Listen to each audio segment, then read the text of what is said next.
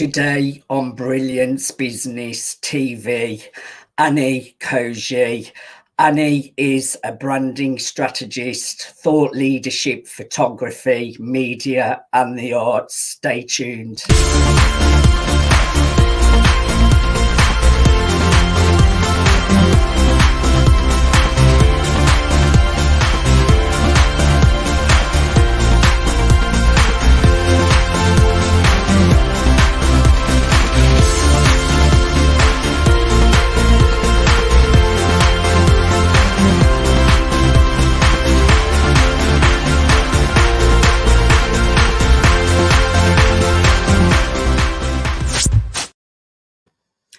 Welcome to Brilliance Business TV, conversations with leading experts in business. I am your host, Mark Stephen Pooler, and I am really looking forward to a great conversation today. We're streaming live on MSP News Global. Also, we're on Facebook, Periscope, LinkedIn, YouTube, post-production. Also, we're on Instagram TV. Also, we're on the E360 TV network, which can be viewed live on Apple TV, Fire TV, Android TV, lots and lots more. There's so many places that we're streaming live, and Roku as well. So let's get started with the show. I am joined with one of my wonderful friends, Any Koshy. Annie is a branding strategist, model, actress. She's involved in an incredible film, what we will talk about shortly as well. Annie, welcome to the Brilliance Business Show. Thank you so much, Mark. It's a pleasure to be here.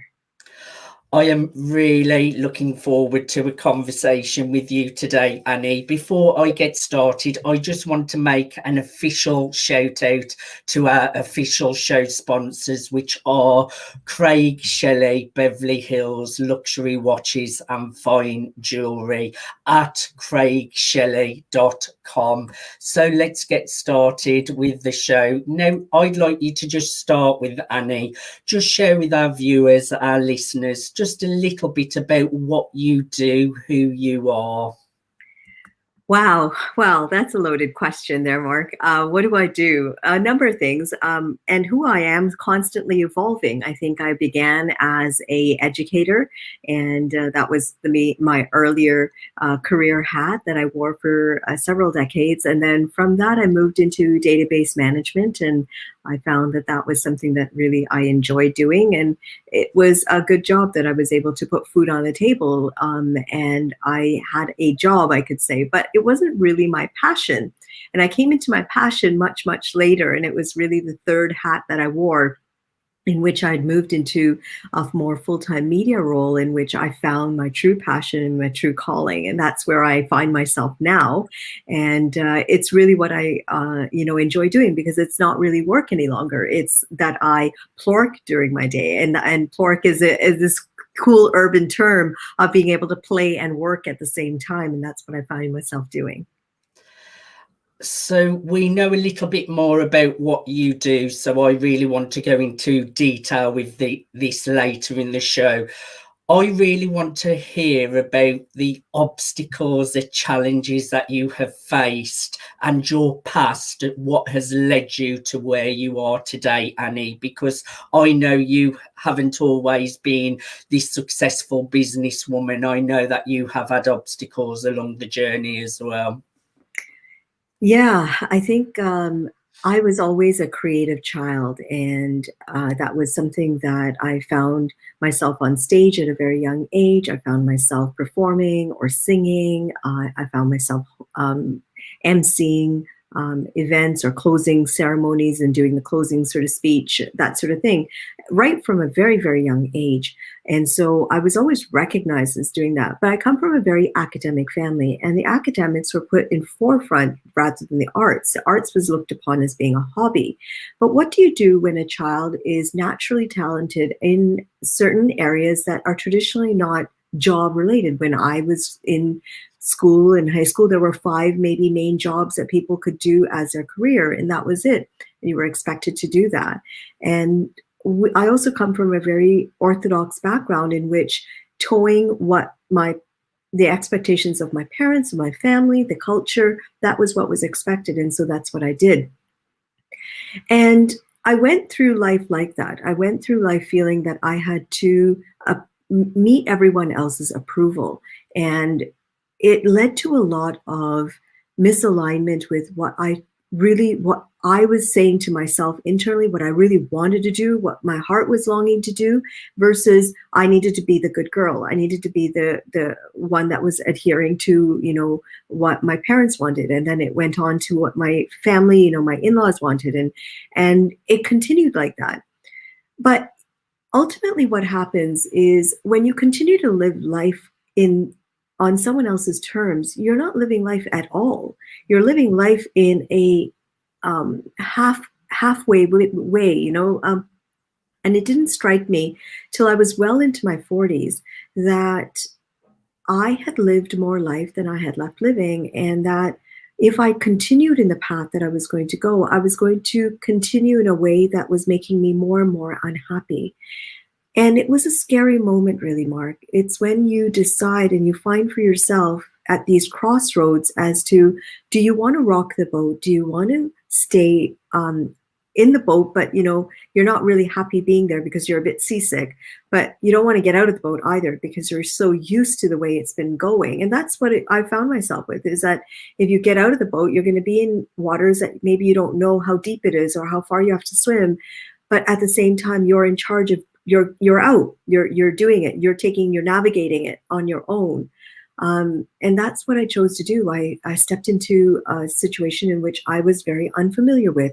It's unheard of in my community, really, to divorce. And the very fact that I decided to leave a long-term relationship and to pursue things that I was more inclined to do was going against the tide, going against the flow, and going against what I was brought up to do. And so it was really, really a scary moment in my life when I had to do that.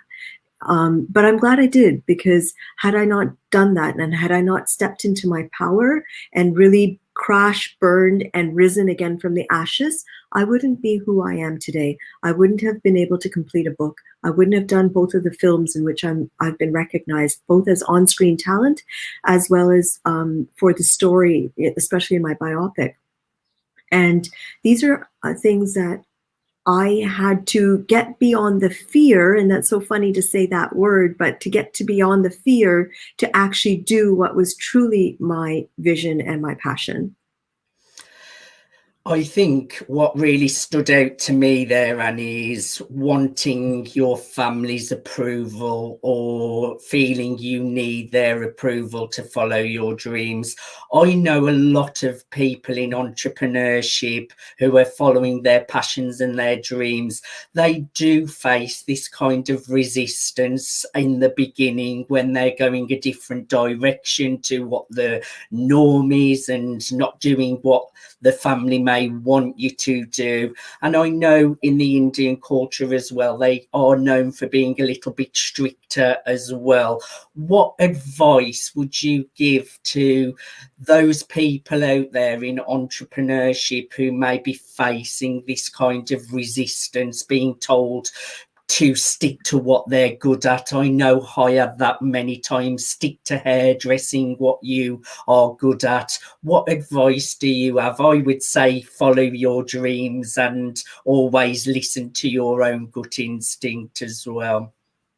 It is difficult, Mark, because when you are a young person and you're dependent on your, parents, or you're dependent on your family to put you through school or to put the roof over your head, or they provide for you in some way, you feel almost obliged, and they feel sort of that you owe it to them that you follow what it is. But often we realize, whether it is our parents, whether it is our significant other, whether it is our children, each of us are on this planet. We have our own individual journeys to actually walk on. We have our own paths that we have to be on, and that's something very important. Even when you are in a significant other relationship, it doesn't mean that you have ownership over that other person. It doesn't mean that what you want to have happen has to happen. And as parents, we have to remember that we cannot be living our lives through our children.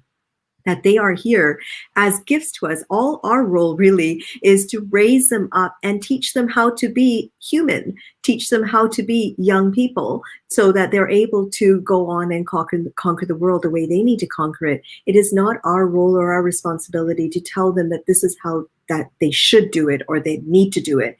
It's rather, this is a suggestion. This is something that I've experienced and perhaps it will help you. And it's to keep those doors open so that they're able to, sometimes make those falls, because they learn sometimes more through their failures than they do through their successes.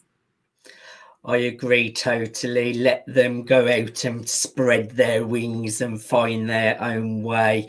I know a lot of families out there probably won't, but sometimes you just have to find the courage and do what you want to do anyway, even though you know that your family don't really get what you're doing or approve of what you're doing.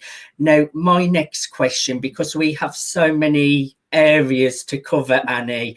Firstly, I did drama when I was younger, so I did bits of television extras, theatre as well. I did when I was younger. And my dream was, when I was younger, I wanted to be an actor, but a little bit what we're talking about now, my parents said it was expensive to go to drama school. So when I left school, I decided to go into hairdressing and not follow what I wanted to do in the beginning. I wanted to do like what you're doing, is acting. So my question as a fan has got to be, what got you into acting and what steps did you take? Because it's not an easy industry to get into.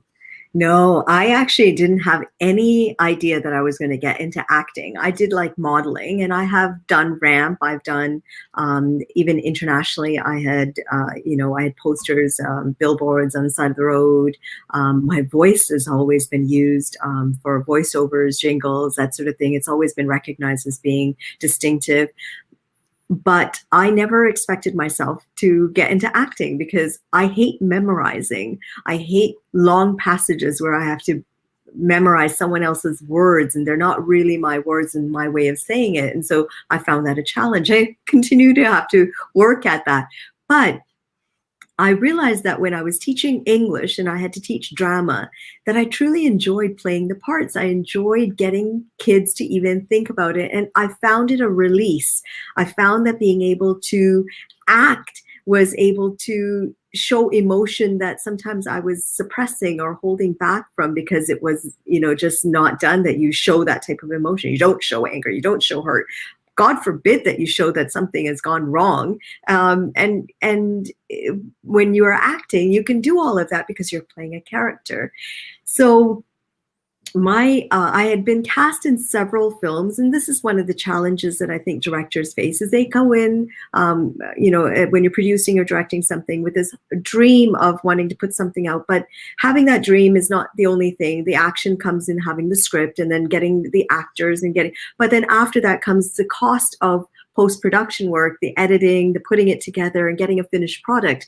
And I've been on several sets in which I have actually shot for and memorized lines and delivered lines, and everything was done from the acting side of the production. But then in post-edit, something's not gone right, and the actual film or short film, whatever it was, has not actually come into a final product.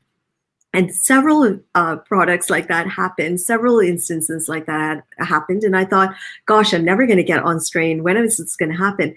And then I got cast for a South Asian mother role in a short film called A Bloody Mess.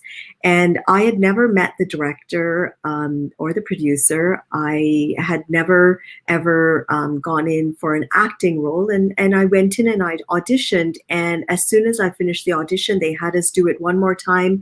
I had to do it with a couple of other people that were going to potentially be my family in the film. And as soon as we did it the second time, it was silent, and then they all went, "You're all hired, all of us." And it was just the synergy of the group that they liked, and the way we interacted with each other. And the funniest thing was that my daughter on screen is Spanish. I'm not Spanish, I'm South Asian. So how are we going to make this Spanish girl be my daughter? And so we had to make her a little bit more looking like she was Indian, and I had to get my hair. I have naturally sort of wavy hair, but I had to have it more, curly. And, we tried to look like mother and daughter a bit more. And I think we pulled it off. That film has gone on. It's just an 11.5-minute short. And it went on to win about 20, 30 nominations. That led to my dream when I left of saying to myself, one of the things on my bucket list was, I'm going to be on big screen. My name is going to be known around the world, and my story is going to be something that's going to help and change the lives of other women. And that thing that I said to myself, which was in a moment of real deep grief and pain, came into happening. And in October, my film Fear was released, Mark, Face Everything and Rise. And in the couple of months that it's been released, it's just won its 24th award. That itself is huge. To go from someone who was non-existent in the acting world in 2 years to have 2 films that have been award-winning is a huge feat.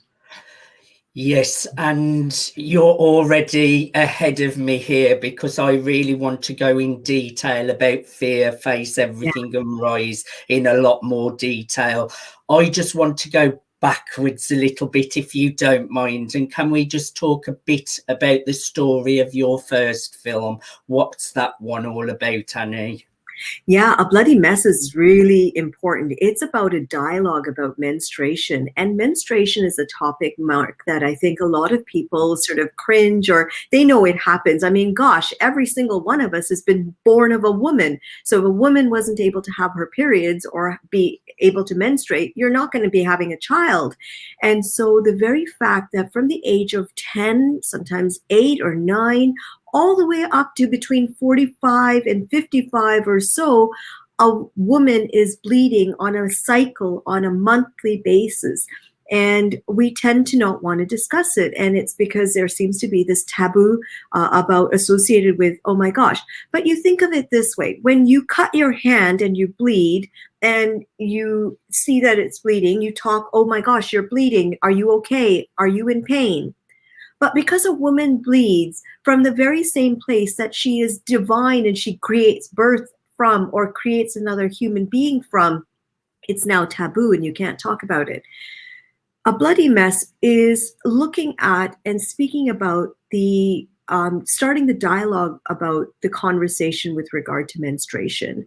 The very fact that women all over, young girls, young women, that they experience pain, they experience physical changes on a monthly basis that are a result of the hormones that are going on inside them. It's not, oh, she's, it's her thing. Oh, she's got a headache. Oh, she's sick. No, it's not any of those things. I've got my period. And when women themselves become comfortable to say that to the men folk around them, whether it be friends, their siblings, their parents, uncles, then you get to the point where it's just a normal thing. So I don't normally, if someone asks me what's going on, I will say, yeah, I'm not feeling well. I've got my period. And all of a sudden you get dead air on the other side. And they're like, what do we say to that? You don't have to say anything. It's like, oh yeah, do you need to take like some time to rest? Or, is there something I can do to help you feel better? Or have you had something to eat? Is your stomach upset? There's so many other symptoms that are associated with having your period that, you brush it under the carpet. Think of it this way, Mark. Have you ever had a headache? I certainly have. And have you ever felt dizzy? I have. Have you had a bellyache? I have.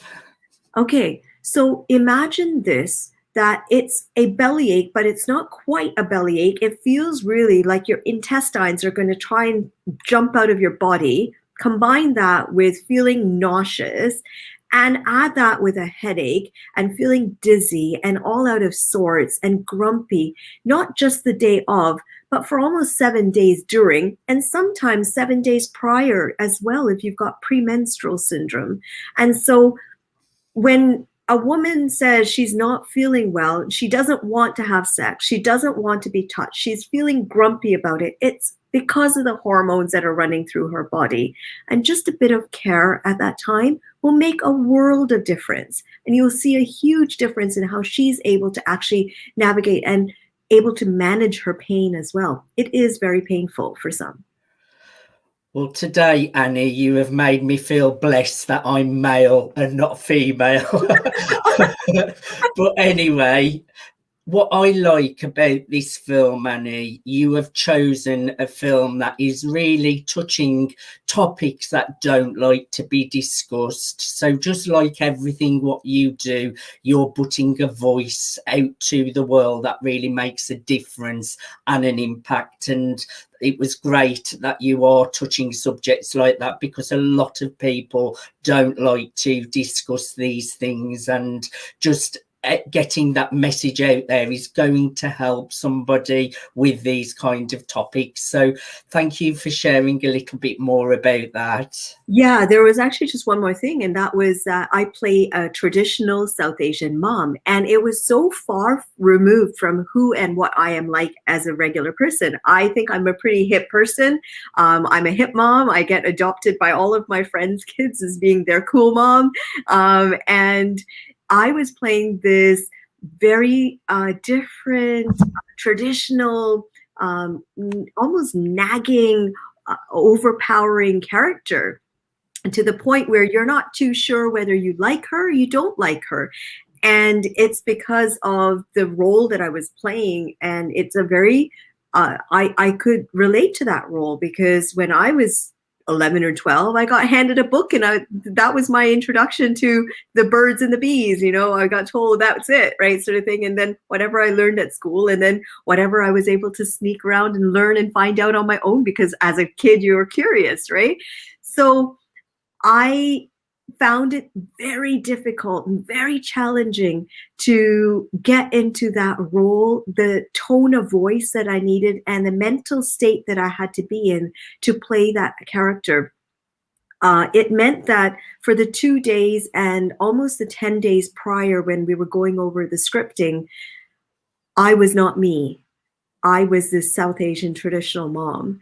And I had to be that person to remain in character. And even when you're on set and it's not your scene, you don't talk to anyone else. You don't go out of character. I remained in character for the several days that we had to do for the shoot, only so that the tone in the film remained consistent. And that is a challenge. And a question that springs to my mind: how do you find learning your lines? Is that a difficult process? I have actually found it quite easy once I got the hang of how to do it, and now I'm able to learn passages. It's like having a dialogue, and so I find that if you know your character and what your character is feeling, and you actually think about all the nuances that make up a character's emotional quotient, and who they are as a person, and the background they come from, it becomes easier to be in character. And so you don't feel like you're acting then, but you feel like you are truly that person. When you get into that spot where you're being that person, the scripting comes more natural. But yes, you have to learn it. You have to say it a couple of times. When I played the principal role in a web series, and that's yet to be released. And in that role, I actually had I had 4 students that I had to pretend. I put the voices on for all 4 students, recorded their parts, and then memorized my part so that I could actually insert my lines when they said it. Because that's the other part, is you need to know what's the cue before you say your line, and how do you end your line so it's leading into someone else, and do you need to step into your line before they finish their line, so it's like you're stepping over their words a bit. And the merging of all of that takes practice, and then you don't often have the other actors to do that with, so you've got to be able to either find someone or pretend that person is there, put in their lines. I recorded voices, and so that's how I actually landed that role myself. Is when I sent in my audition, I auditioned as though I had all 5 of us there in the room. It's just very technical. I can imagine that there's a lot of late nights when you are preparing for the big days of filming, but it's such a fun industry to be in. Annie, we're coming up to a commercial break. We have been talking to Any Koshy, branding strategist, model, actress, photographer, media entrepreneur. And so far, we have learned all about the obstacles that she has faced, the challenges that she has been through, her first film debut, and we have learned a little bit about Annie's business. Join us after the commercial break when we will be going into more detail about her newest film, Flair. Join us after the commercial break.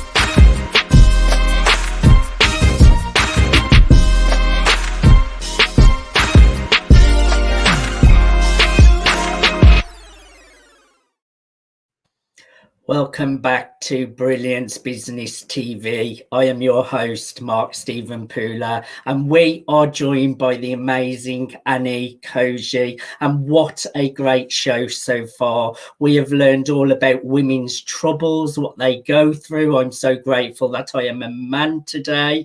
And we have learned all about Annie's amazing first debut film. We have learned about her business and the challenges that she has faced to get where she is today. Annie, welcome back to the show. I'm really looking forward to picking up where we left off. Thank you. It's a pleasure to be here, Mark. So, Annie, your new film, Flair, Face Everything and Rise, is everywhere at the moment. I've seen all the awards. What I did notice, what I want to ask you about, forgive me if I've got this wrong, it says story by Any Koshy. So have you written this story? What's the story behind that? The story is my story. It's a biopic on my life. And so it's a true story. And the very fact that actually there is over 10 hours of footage that was taken. The film is not scripted. The only part that we have perhaps that you could say is a little scripted is the voiceovers that take place in a few sections. But otherwise, all of the footage there is raw footage. It's not been scripted or done more than, it was done in one take. And so that itself is huge. The story, as we all have stories, this story is a powerful story because it tells of several areas. It's an immigrant story. It's a story of a creative soul. It's a story of conformity and the resulting consequences of that. It's a story of parental alienation and divorce and the results of what happens on families as a result of that.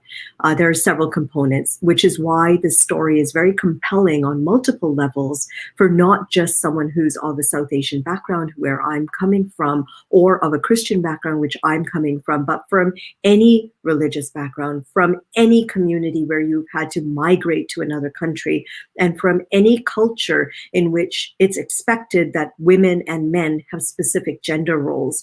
And because of that, the film is actually making huge impact across the world, from Turkey to France to Scotland to US to Canada, India. It's been seen and awarded around the world. And I have actually had calls with Manny Baines as well. He's the guy behind the movie as well. Tell us a little bit about that. I have two directors for the film. Manny Baines is one of the directors. His company's the Rising Star Experience, and it was his company that actually brought me on, or I hired to put this film together. But we also have a director and a DOP, and his name is Serge Velbovets.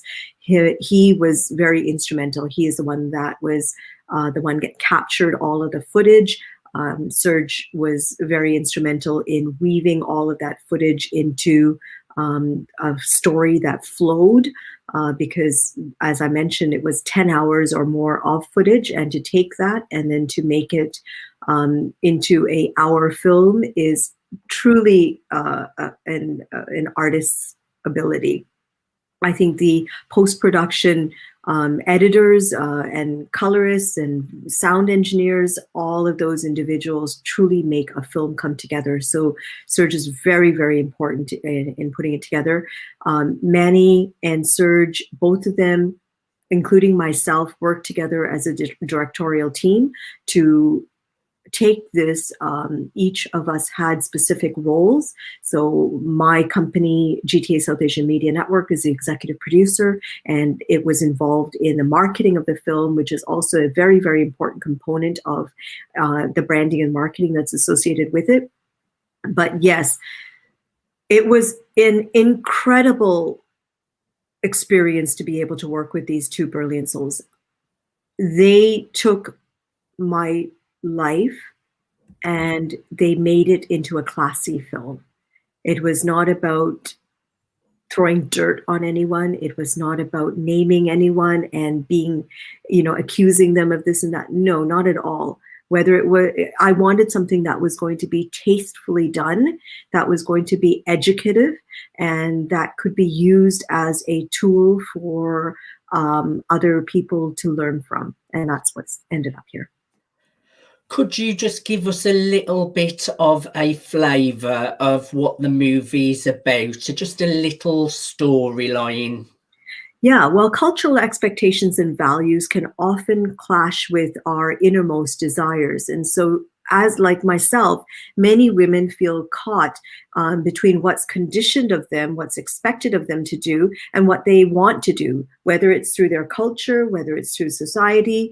They often put their dreams and aspirations aside, Mark, and often that's what's holding them back. So instead of living true to their passion, they feel that they're obliged to have to live according to the way other people want them to live. And so, this film, it's a documentary film on my life, but it's a film that I think many individuals will be able to relate to. It's being able to empower yourself, being able to hear your voice and be able to stand firm on that and move forward on that and step into your fear of doing something against what everyone's expectations are. And that itself is important. Every day you're faced with choices, right? We choose what it is that we do. And I chose to serve the people that I was around. It was something that I grew up with. It was something that was expected of me, that's just how you are as a woman, that's how you do.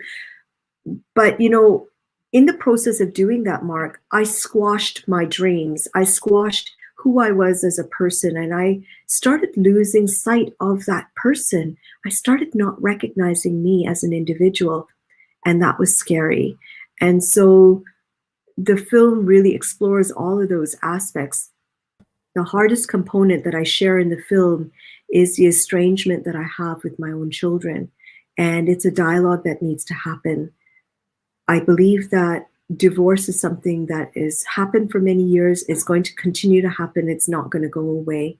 But it is very important as adults that we learn how it is that when you have a dysfunctional situation, how can you make that functional for everyone who is involved, especially for the children. It is not okay to alienate one parent from another parent. And it may not be intentional, But remember this, that whether it is young boys or young girls, they are looking to the parents as their role models. And if one parent is saying something about the other parent and that's not in support, then those children are going to grow up with that imagery in their head. And that's what's happened here. They grew up in a community in which a woman who is powerful like myself, who is empowered like myself, who is knowledgeable, educated, and who had a voice like myself didn't fit into the mold of what other women were like in the community. I was painted as being someone who didn't fit, someone who wasn't in the mold of, and therefore was wrong. I was painted in that way. And so the image that they have in their head is that I didn't follow the path. I was outspoken. And even my very fact of me saying all of this right now continues to be a thorn, not just for them. A lot of the times, people that come from the very region that I'm from in India, the men are raised in a very different, distinctive way than the women are. We have very, very clear, strict gender roles. And any woman who steps out of that gender role and does not follow or adhere to what was time-old expectations is branded as being someone who does not fit that and therefore is wrong and therefore is out of that alignment. Fear itself is such a great topic. It destroys many people's dreams. It holds people back from doing things. So even fear is such a great topic, but I love that you're giving a voice to women who may stand out or feel different, men who feel different, because it's not just women. I know what you're talking about also resonates with me. I was always a little bit different, stood out, and I face some of these fears as well. So I would urge everyone to go and check out Fear. How can people view this movie, Annie? Well, it's still doing the festival circuit. It's going to be at least the rest of this year where it does the festival circuit. It has not been streamed publicly as of yet. The trailers are available on my YouTube channel, and they can find Any Koshy Media Consultant, and you will see the trailers on that. But the film, everyone will have to wait. There are some festivals in which there will be a screening and people will be able to plug into watching the film through that. Very few people, private screenings for family and the cast have happened, but it is not yet publicly available. I know that there is a huge number of people who are eagerly awaiting and wanting to see it.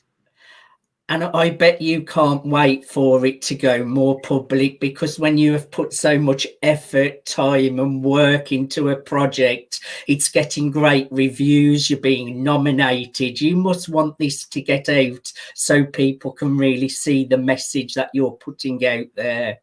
Yeah, I think that this is a film that could be used by women's organizations.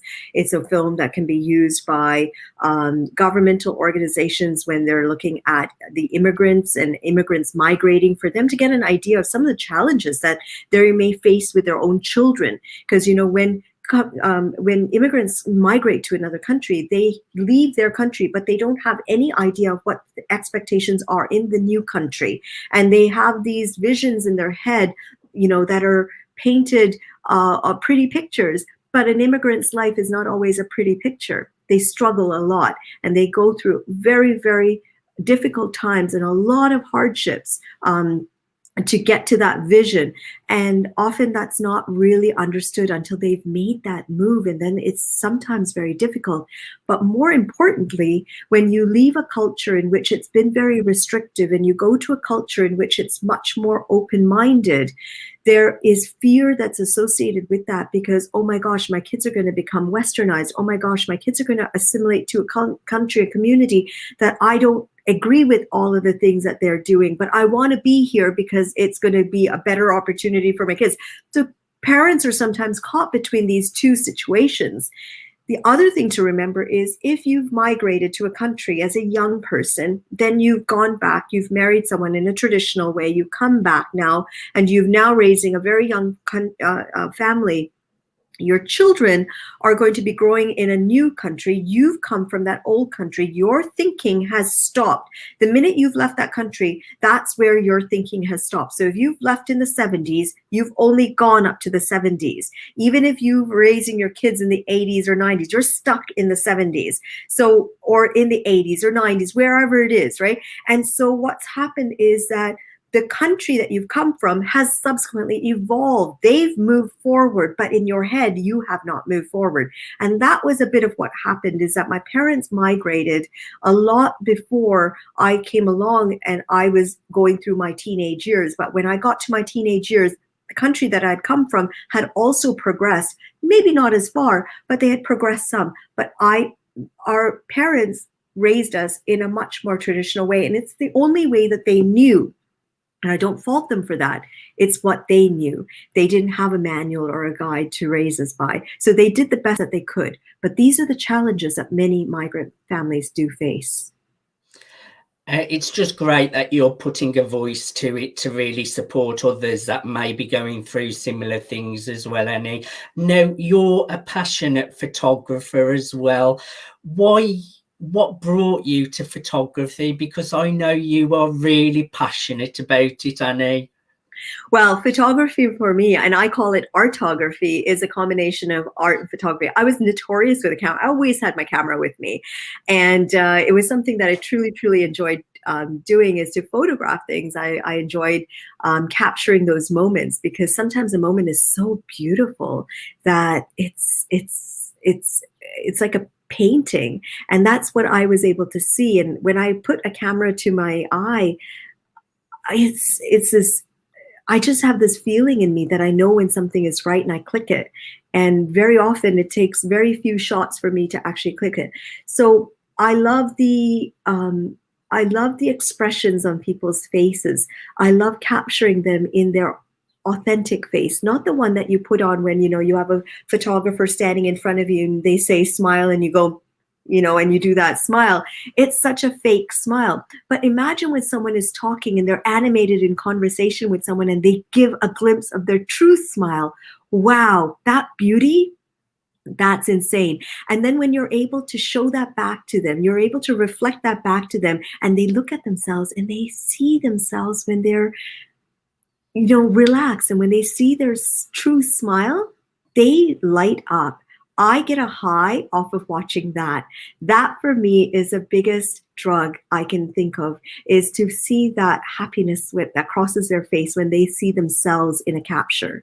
That's my passion. That's what drives me. And yes, it's not just about people. It's about places. It's about graffiti sometimes that I see, that, it's about the urban meets the rural. It's all of those things that creates an artography rather than a photograph. So when I come out to Canada, which I will be at some point, to the Grant Cardone event, which I'm involved in, I would love to get a photo shoot with you, Annie. That would be an absolute honor. My pleasure. And you know what? I like to find the off-beaten places. Sometimes I don't do studio shots. I don't like to photograph, using a green screen in the back, or those types of portfolio shots. I try to find out what a person is about, and then put them in their element, and then take them in their element as their shot. So that's something that I really enjoy doing. And I prefer an urban landscape meets professional sort of combo shot that gives a character and an artsy sort of feeling to the shots. And you have such a selection of photos as well, just lots and lots of galleries. I have to say something about you, Annie. Me and Annie work together a lot. We collaborate, we do business, we make money together. Annie is a determined, hardworking, focused person, but she's got a heart as well. We have become real good friends over I don't know how long it's been now, but it's coming up to a year. Yeah, and we have just done so much business collaboration, networking together, business deals, And I think it's important when you know someone that you do share that they are walking the walk, they're talking the talk. She's an action taker, she's determined, and she is giving as well. She's not take. She is a giving person. Now, we have discussed so many topics today, Annie, but I just want to touch on, for the last question, a little bit about what you do as a branding strategist, because your graphics, your artwork that you deliver for your clients is breathtaking.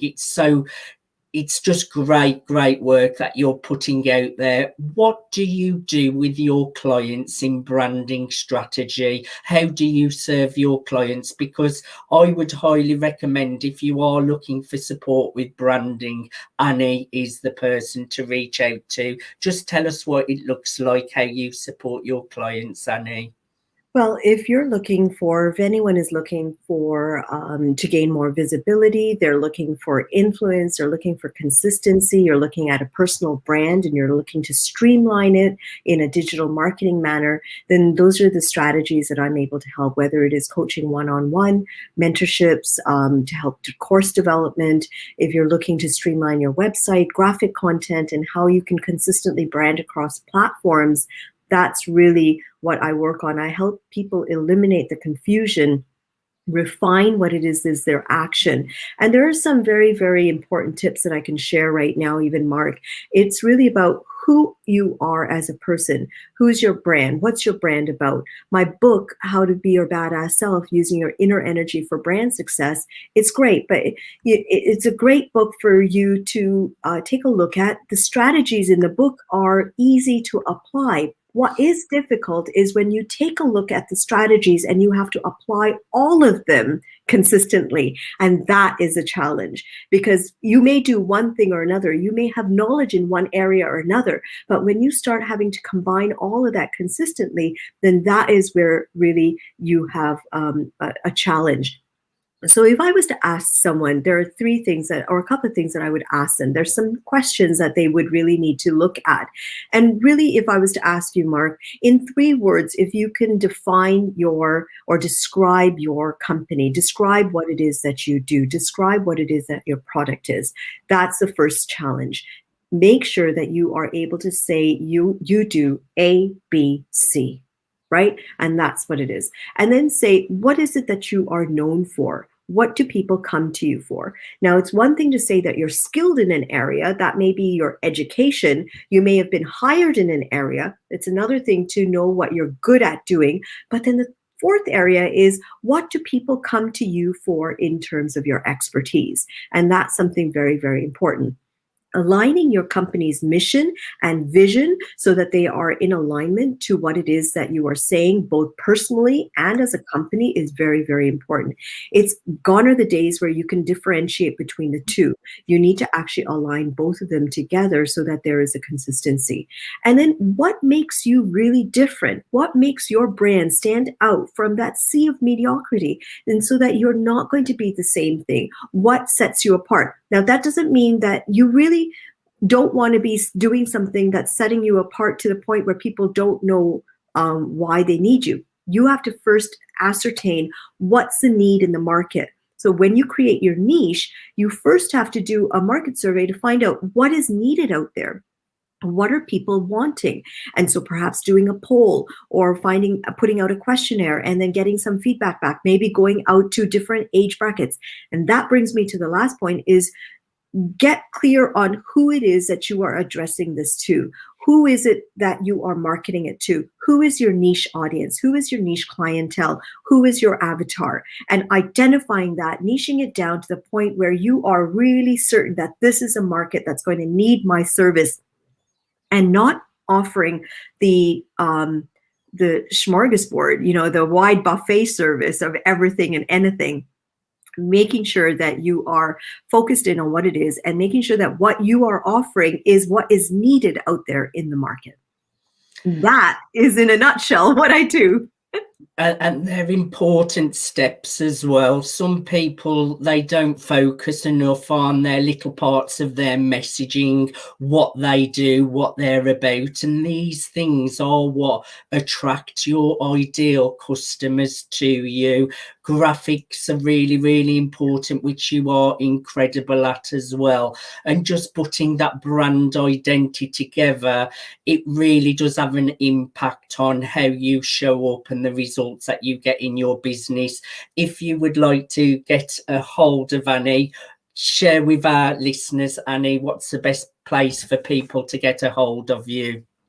Well, Mark, I'm very happy to say that I'm all over social media. So whichever platform it is that you are comfortable using, then feel free to reach out to me. I'm on Instagram, both as my personal name and my company name. So that's Any Koshy, or under GTA South Asian Media Network. That's my company brand, and that will have details of my radio show. I'm on LinkedIn under Any Koshy. I'm on Facebook under several names, but you can find me. Just put me into Google, find me on YouTube, reach out to me, direct message me, and I would love to be able to set up a free consultation to determine what your needs are and then to take it from there. Several areas that I have a focus on, including media work, radio, print, television, including photography work, including branding ideas for websites, graphic details, animation. Anything to do in front and behind the camera is really my focus with regards to branding. Annie, I have really enjoyed having a conversation with you today. Thank you for being on the Brilliance Business TV show. It's been an honor and a pleasure, Mark. I can't begin to tell you, I applaud the work that you do. I applaud the work and the platform that you've put together so that you can actually applaud the work of other business entrepreneurs and highlight the work that they do. It's so important, and I'm grateful to you. So thank you so much. It's always a pleasure when we get together, Annie, and I'm grateful to have you as a friend as well. Thank you everyone for watching another great episode of Brilliance Business TV, conversations with leading experts in business. Catch us on Thursdays and Sundays, 7 a.m. PST, 10 a.m. Eastern, 3 p.m. UK. Just like our guest today, we have some wonderful guests coming on to the show over the coming weeks. So do put it into your schedule. Catch us on mspnewsglobal.com and all the other great platforms that we're streaming to. Until next time, thank you and bye for now.